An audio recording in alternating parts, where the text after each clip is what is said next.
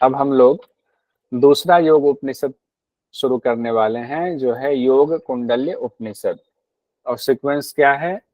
श्वेता की कुंडली में चूड़ा 3। तो श्वेता हो गया श्वेतास्तर उपनिषद, श्वेता की कुंडली में तो योग कुंडल्य उपनिषद, कुंडली दूसरा वाला हो गया।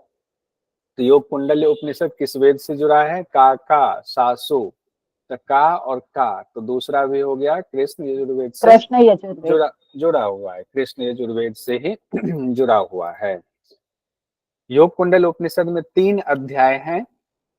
योग कुंडल उपनिषद में सबसे पहले जो चर्चा की गई है, चित्त की चंचलता की बात की गई। शुरुआत यहीं से किया गया है कि चित्त हमारा चंचल है, और कहा गया है कि चित्त क्यों चंचल है, तो इसके 2 कारण। पहले तो बताया गया चित्त चंचल है, फिर कहा गया चित्त क्यों चंचल है। 2 कारण है, वासना अर्थात पूर्व के संस्कार, और दूसरा वायु यानी प्राण की वजह से।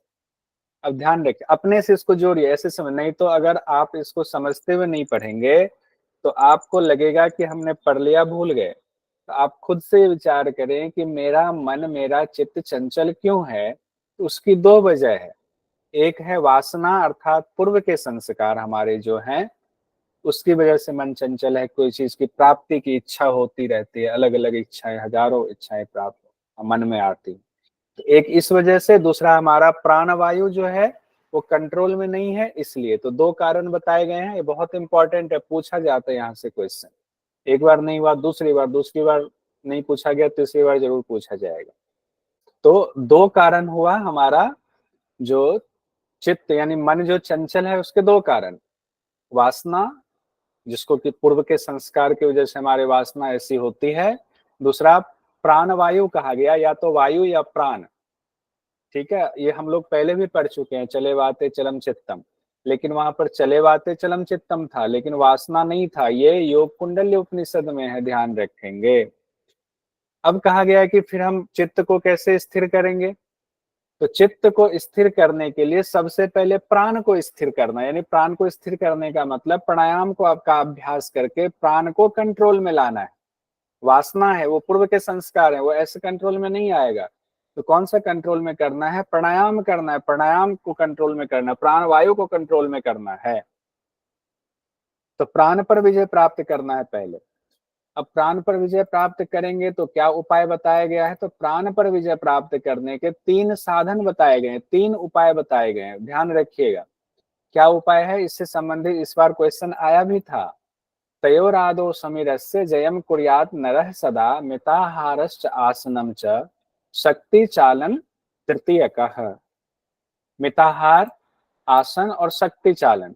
तो कहा गया दोनों में से तयोर आदो, दोनों में से सबसे पहले, आदो मतलब सबसे पहले, समीरस्य, समीर मतलब वायु को, जयम मतलब उस पर विजय प्राप्त करना है। कुर्यात नरः सदा, कुर्यात नरः मतलब हम लोगों के लिए कहा गया, नर जो है उनको चाहिए कि सबसे पहले उन दोनों में से आदि, सबसे पहले समीर मतलब वायु को आप कंट्रोल में करें, उस पर विजय प्राप्त करें। और कैसे विजय प्राप्त करेंगे? तो कहा गया 3 साधन है। मिताहार का पालन कीजिए, आसन का पालन कीजिए, और शक्ति चालन तृतीयकः, शक्ति चालन तृतीयकः। तो तीनों पर कहा गया, इन तीनों के द्वारा आपको समीर पर यानी वायु पर कंट्रोल करना है, विजय प्राप्त करना है। तो अब उसके बाद मिताहार क्या है, आसन क्या है, और शक्ति चालन क्या है, कुंडलिनी चालन क्या है, उसको देख लेते हैं। ध्यान रखिए, यहाँ से एक एक लाइन, योग कुंडल उपनिषद बहुत महत्वपूर्ण है। इसमें से इतने, देखिए सवाल कहाँ से पूछा जाता है, जहां कोई चीज अलग बताया गया बाकी शास्त्र से, वहां से संभावना बनती है सवाल पूछने की, ज्यादा संभावना बनती है। तो योग कुंडल उपनिषद में बहुत सारी बातें ऐसी कही गई हैं जो बाकी शास्त्र से थोड़ा सा अनोखा है। तो इसीलिए इसको ध्यान से और एक एक पॉइंट को कलर करते जाइए, नोट करते जाइए। मिताहार के बारे में क्या कहा गया है? सुस्निग्ध और मधुर भोजन करें, 1/4 हिस्सा खाली रखें, फिर शिव के निमित्त या उनको अर्पित करते हुए ही भोजन करना मिताहार है। सुस्निग्ध और मधुर, 2 चीज हर जगह है। 1/4 हिस्सा खाली रखना, चतुर्थांश विवर्जित, शिव के निमित्त, शिव को अर्पित करते हुए भोजन करना मिताहार बताया गया है। उसके बाद है आसन। आसन में दो ही आसन बताया गया है, पद्मासन और वज्रासन। दो ही आसन है, पद्मासन वज्रासन। क्या लिखा हुआ है मंत्र में? आसनम द्विविधम प्रोक्तम पद्मम वज्रासनम तथा।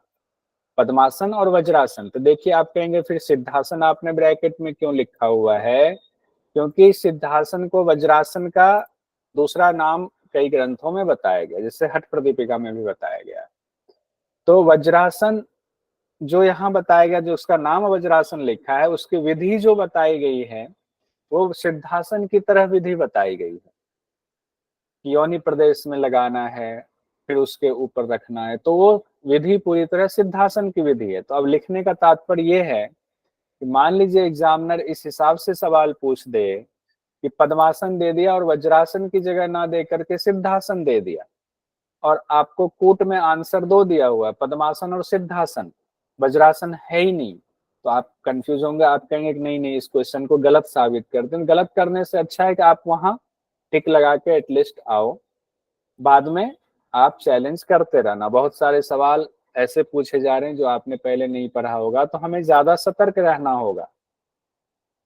एग्जामिनर कहीं से भी सवाल पूछ रहे हैं, जो चीज आपके सिलेबस में नहीं है, नहीं दिया हुआ, उससे बाहर भी पूछ रहे हैं, इसीलिए हमें ज्यादा मेहनत करनी होगी।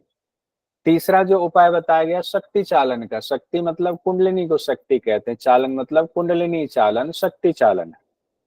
बुद्धिमान साधक कुंडलिनी चालन क्रिया से कुंडलिनी शक्ति को नीचे से ऊपर दोनों भ्रिकुटियों के मध्य ले जाता है। क्या करता है बुद्धिमान साधक? कुंडलिनी जागृत करके नीचे से ऊपर दोनों भ्रिकुटी के मध्य ले जाता है। बहुत आसान बात कही गई है। इसके लिए भी दो विधि बताई गई है। इसको भ्रिकुटी तक लाने के लिए दो विधि है। क्या है? एक विधि है सरस्वती चालन, दूसरी विधि है प्राणरोध। प्राणरोध मतलब प्राणायाम। आप कहेंगे ऊपर कहा गया प्राणायाम, पहले प्राण को ही कंट्रोल में करना है, प्राणायाम की चर्चा ही नहीं है।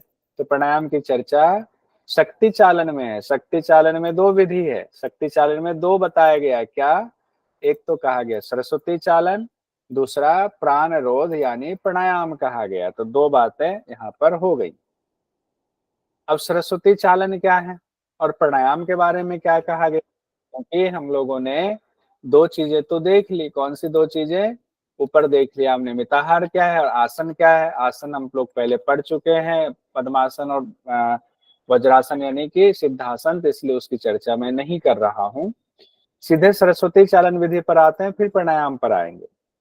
सरस्वती चालन के बारे में कहा गया है कि जिस समय इरा नाड़ी चल रही हो, उस समय दृढ़ता पूर्वक पद्मासन लगाकर सरस्वती चालन करने से। तो अब देखिए, जिस समय इरा नाड़ी चल रही, ये भी अलग सी बात है ना।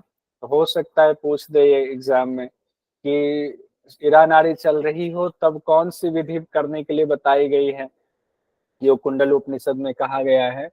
तो तब बताया गया है सरस्वती चालन करने के लिए। तब कुंडलिनी शक्ति जागृत हो जाती। उस समय दृढ़ता पूर्वक पद्मासन लगाकर सरस्वती चालन करने से कुंडलिनी शक्ति जागृत हो जाती। किस आसन में करना है? पद्मासन में करना है।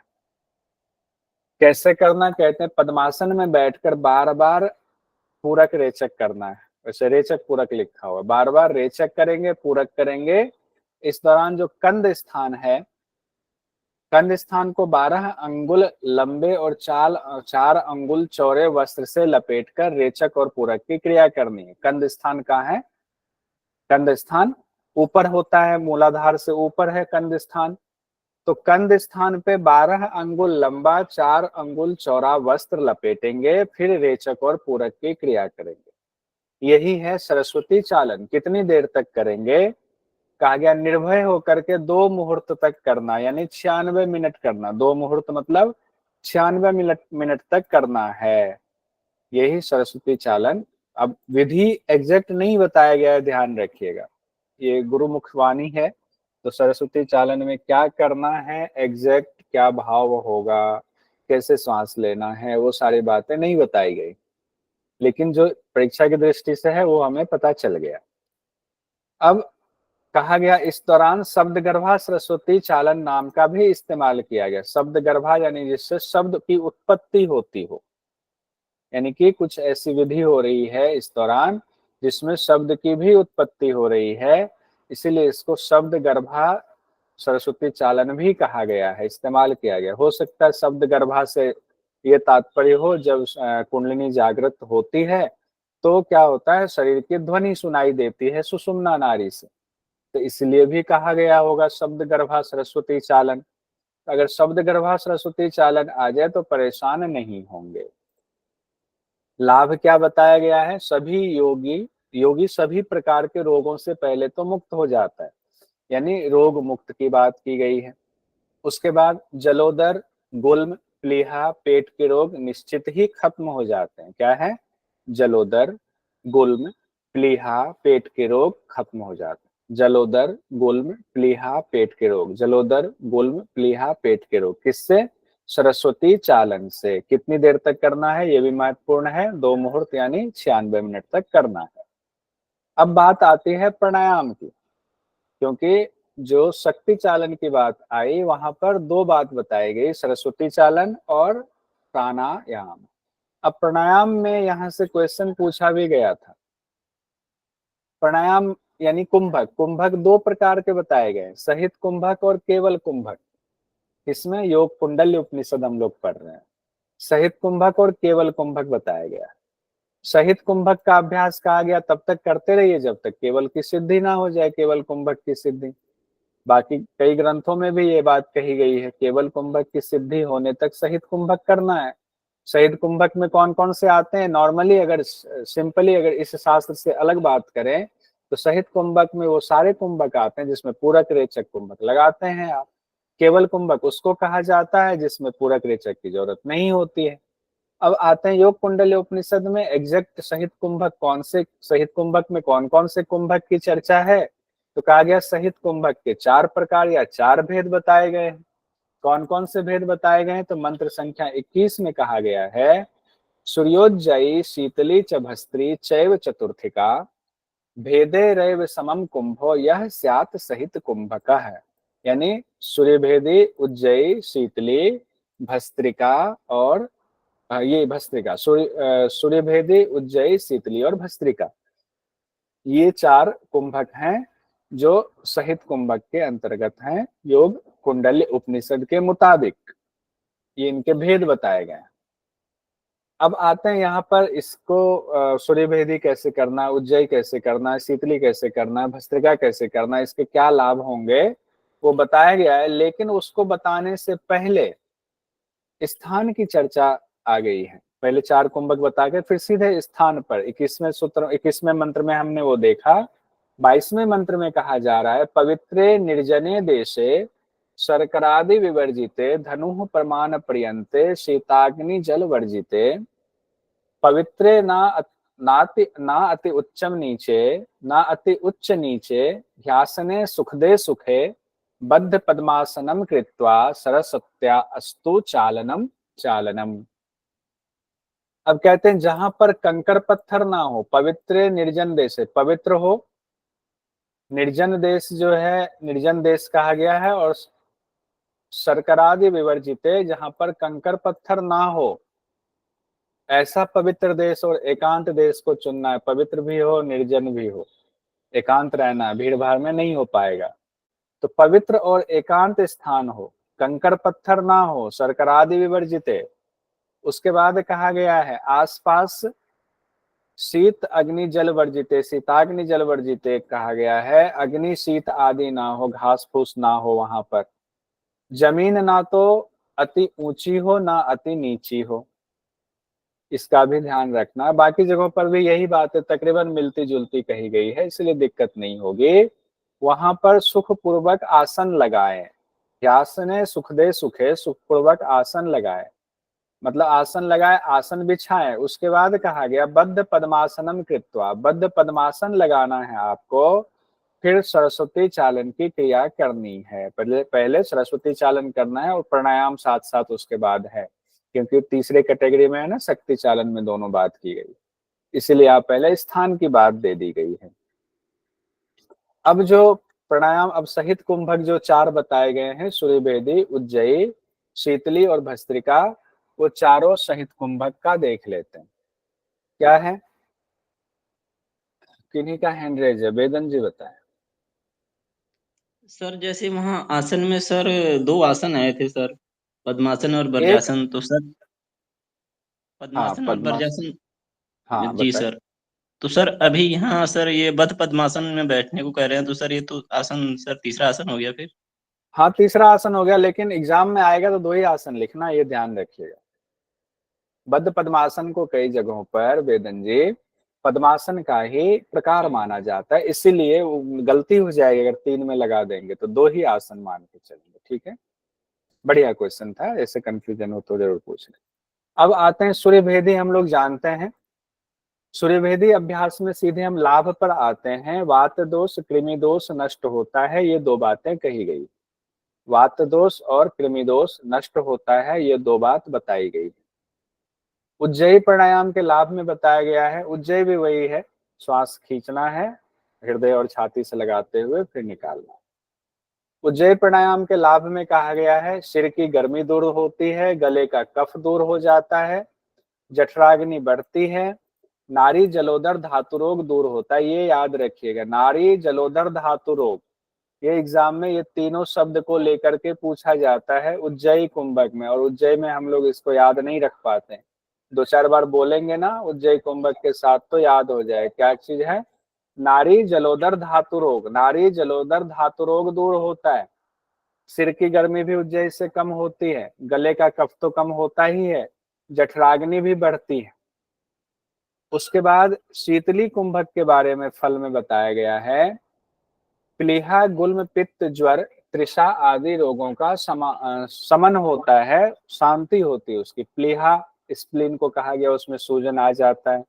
गुल्म पेट में गोला बन जाना, पित्त रोग होता है, बुखार आ गया, तृषा हो गई, तृष्णा होती है भूख प्यास वाली। तो इस तरह की जो संबंधित समस्या है उसका शमन होता है। उसके बाद चौथा बताया गया है आपको भस्त्रिका प्राणायाम, भस्त्रिका कुंभक बताया गया है। गले की जलन मिटती है भस्त्रिका से, जठराग्नि बढ़ती है। जठराग्नि दो जगह आ रही है, एक उज्जैन में भी जठराग्नि बढ़ रही है और यहाँ भी जठराग्नि की चर्चा है। उसके बाद है कफ दोष नष्ट होता है, कफ दोष उज्जैन में भी कहा गया है, ध्यान रखिएगा, और भस्त्रिका में भी कहा गया है। और जो विशेष बात है, तीनों ग्रंथियों का भेदन होता है भस्त्रिका में कहा गया है। उसके साथ साथ कुंडलिनी जागरण में भी भस्त्रिका प्राणायाम सहायक होता है। तो ये विशेष है, कुंडलिनी जागरण में सहायक एक में ही कहा गया है, योग कुंडली उपनिषद में चार जो सहित प्राणायाम है उसमें। अब हम लोग आगे बढ़ते हैं। विशेष बात तो ये हर जगह वही है कि इस अभ्यास को चलते फिरते कभी भी करते रहना चाहिए, उज्जैन में कहा गया। अब जो अभी क्वेश्चन पूछा गया 4 सितंबर को, जो जून 24 वाला पेपर अभी हुआ, उसमें क्वेश्चन पूछा गया योग कुंडल्योपनिषद के अनुसार सहित कुंभक है सूर्यभेदी उज्जयी शीतली शीतकारी, सूर्यभेदी उज्जयी शीतली भस्त्रिका, सूर्यभेदन उज्जयी शीतकारी भस्त्रिका, सूर्यभेदन उज्जयी शीतकारी भस्त्रिका। तो कौन सा होगा? अब तो ये तो सब लोगों को पता सेकंड है, वाला, सेकंड सेकंड ऑप्शन। वाला। Third third to second. होगा सर, सेकंड। सेकंड वाला होगा। सूर्यभेदी उज्जयी शीतली भस्त्रिका। सर सर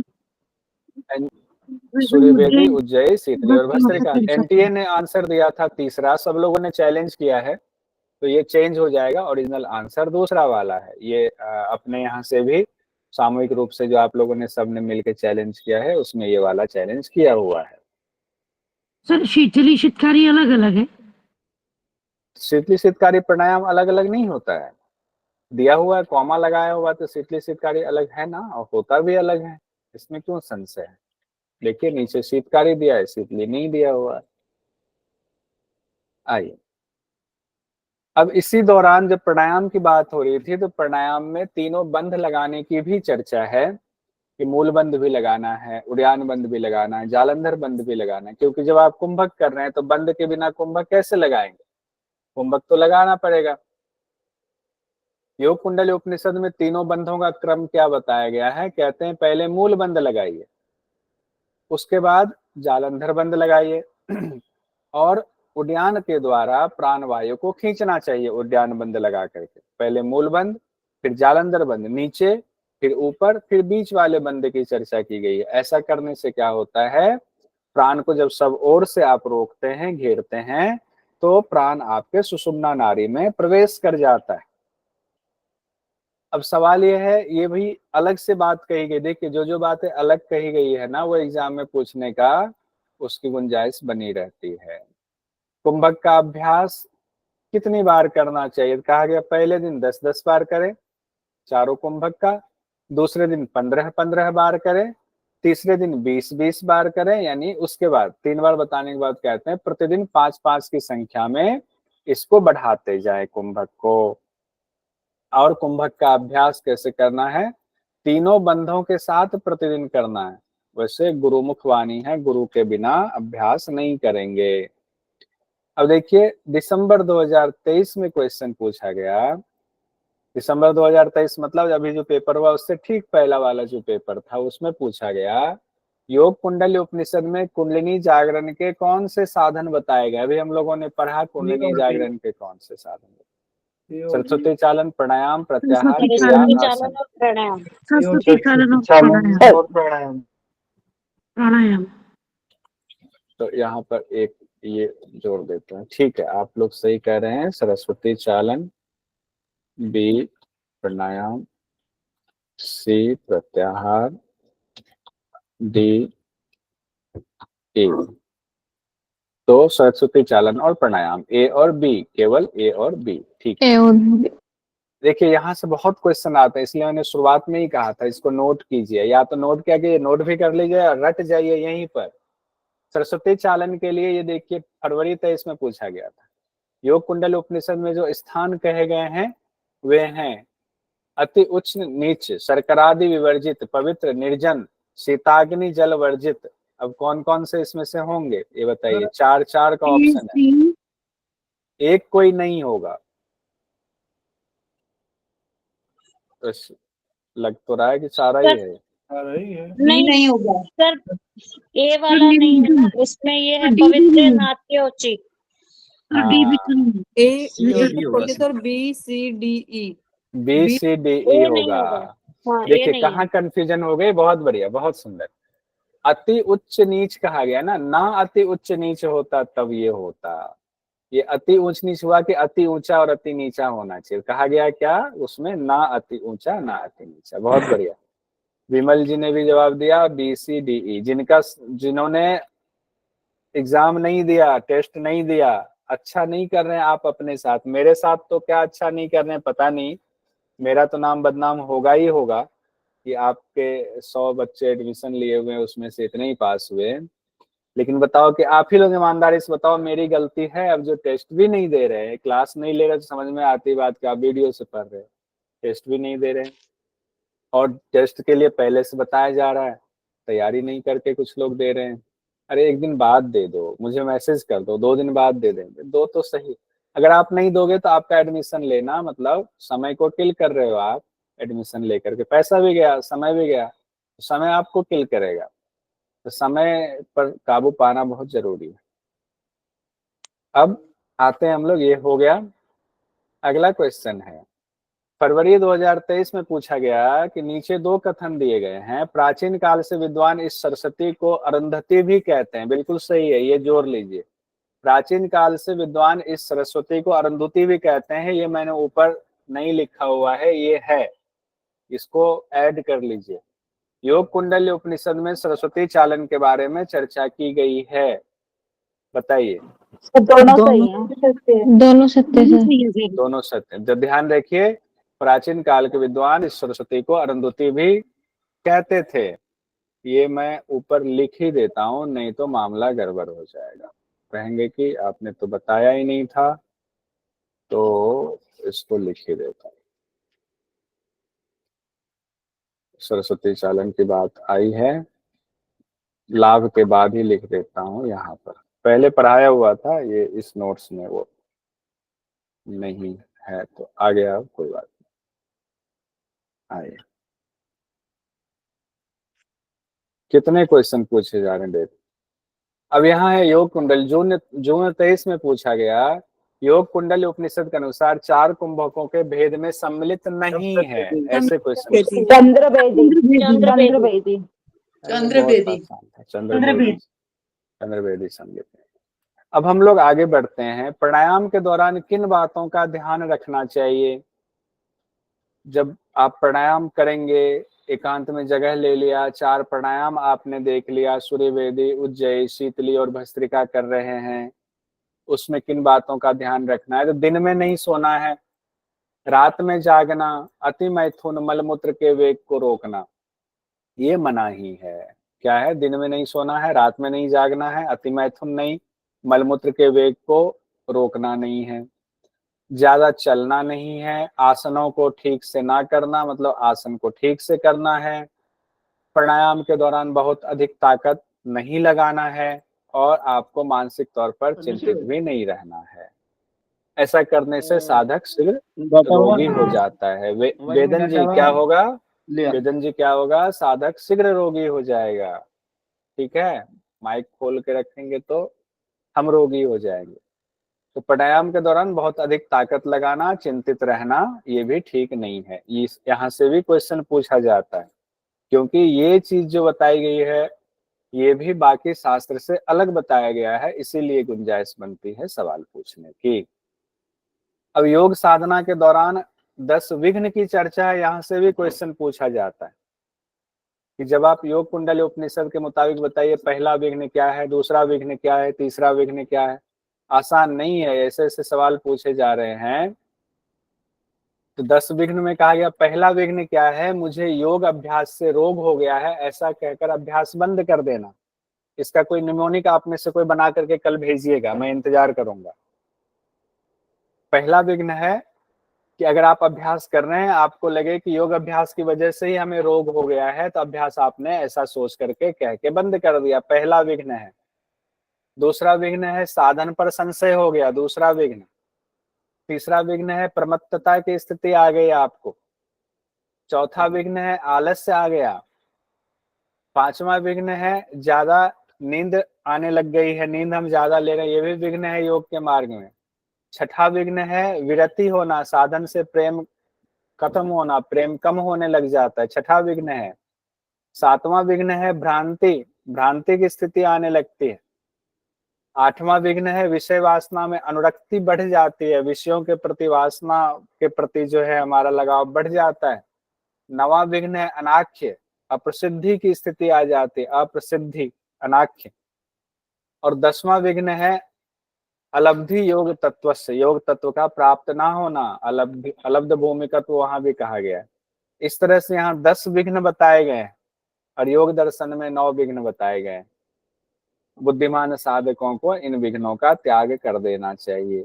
आपको पीडीएफ भेजा हुआ है, कल आप में से देखते हैं कितने लोग निमोनिक बनाकर भेजते हैं।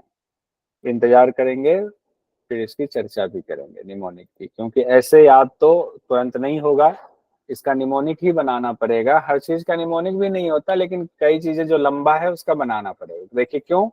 क्योंकि फरवरी 23 में क्वेश्चन पूछा गया, योग कुंडली उपनिषद के अनुसार योग के 10 विघ्नों में द्वितीय से 6वें विघ्न तक का क्रम है। अब लीजिए, ज्यादा नींद लेना, आलस्य करना, साधना से प्रेम, प्रमत्तता, साधना पर शंका।